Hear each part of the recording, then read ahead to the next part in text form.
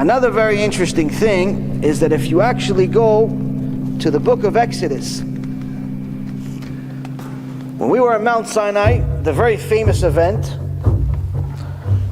that unless someone's an atheist, everyone agrees that the Jewish people got the Torah at Mount Sinai. But we have something very interesting.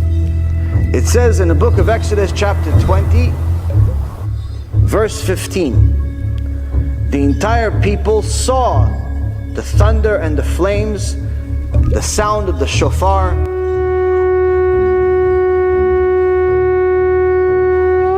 and the smoking mountain. The people saw and trembled and stood from afar. Later on, in the book of Deuteronomy, Moshe Rabbeinu also says, you saw Hashem's words at Mount Sinai. Now Chazal says, what do you mean you saw? We heard his words. We heard the sounds. But like we said in the beginning of the Lashah, there's no such thing as a mistake in the Torah. It's divine. So Chazal actually says, the sages say, no, they actually saw the sounds. When Hashem spoke, there was writings on the sky. When the shofar was blown, the sound made an image in the sky. So there was some scientists that wanted to see if it's possible to see sound. One was a scientist by the name of Yaakov Guggenheim, an engineer, where he connected different machines to his voice, and he started trying to make his voice make this machine draw what he's saying. So if he says apple, he wants the machine to draw an apple, or draw a word that says apple. A similar research was done by another scientist named Chaim Ben Arav Chai Elbaz. He's a physicist. So both of them had these machines, different strategies, but the same purpose.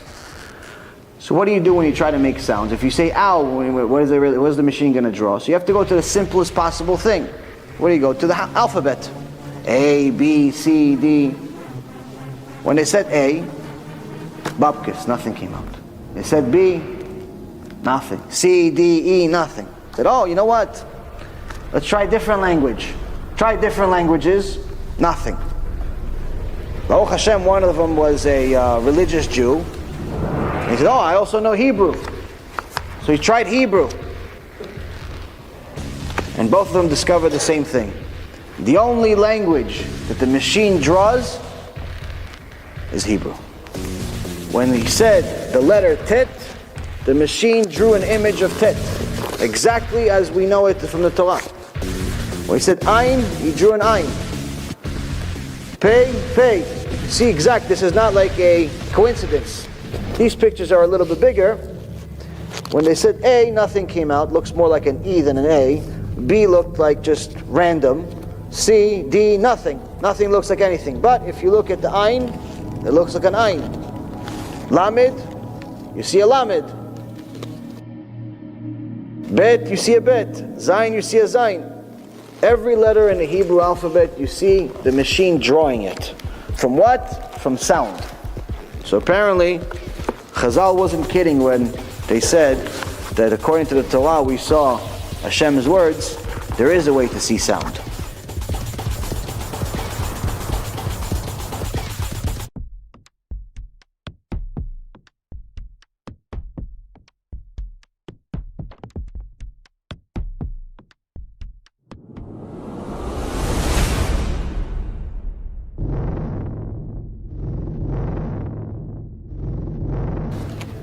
Another doctor wanted to see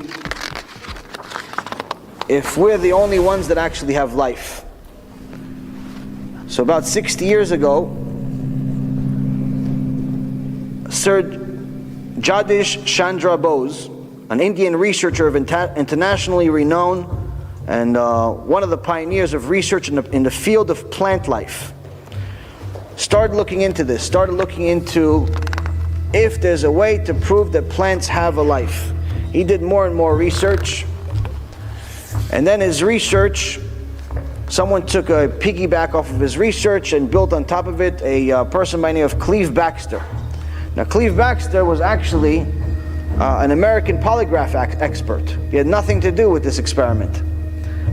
But he wanted to see one day if you could detect anything from a plant. So he connected the polygraph to the plant. Obviously the plant's not lying, he's not saying anything. So he tested it. So he brought a fish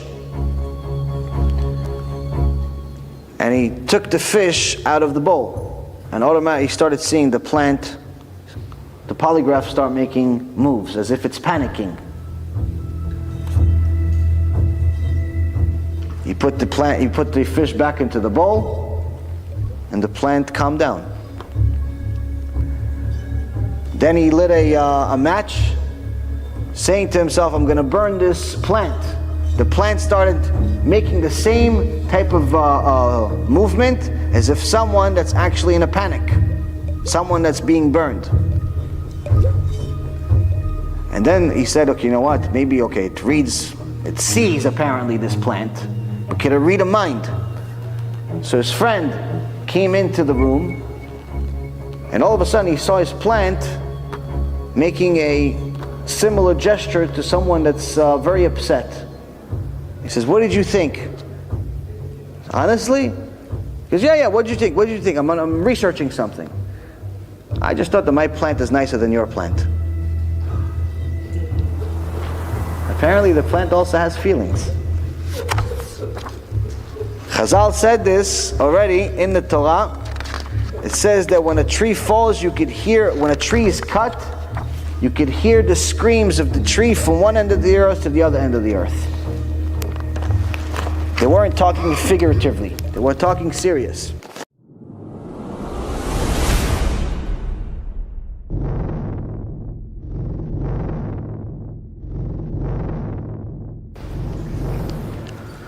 The microscope was invented 330 years ago and discovered blood cells in the bone marrow. And it actually learned that finally that the real healing power is in the bone marrow. The bone marrow is, as far as the significance of the bone marrow, was only discovered later. As far as blood was discovered 330 years ago, to correct myself. In the Gemara Masechet Chulin, the Gemara Tractate Chulin, page 125a, Abaye, one of the greatest sages that ever lived, he's in practically every page of the Gemara, says, an animal with the exterior wound, the brain of bone, which is in essence bone marrow, deals from within, the outside. Meaning that the healing comes from within the bone to heal this wound. There's a disease called hemophilia. Women carry this, but it affects only men. Now, if a child has it, you're not allowed to, if a child is born with it, you're not allowed to circumcise him. Now in the Gemara, Masechet Yevamot, page 64b, the sages explain that they stopped 4 sisters from circumcising their babies after 3 sisters had their baby die. Why? Because they believed that they had this hemophilia. Rabbi Yochanan explains that I told her not to circumcise the next child because he has this specific disease, and this is something that the women carry but only men receive it.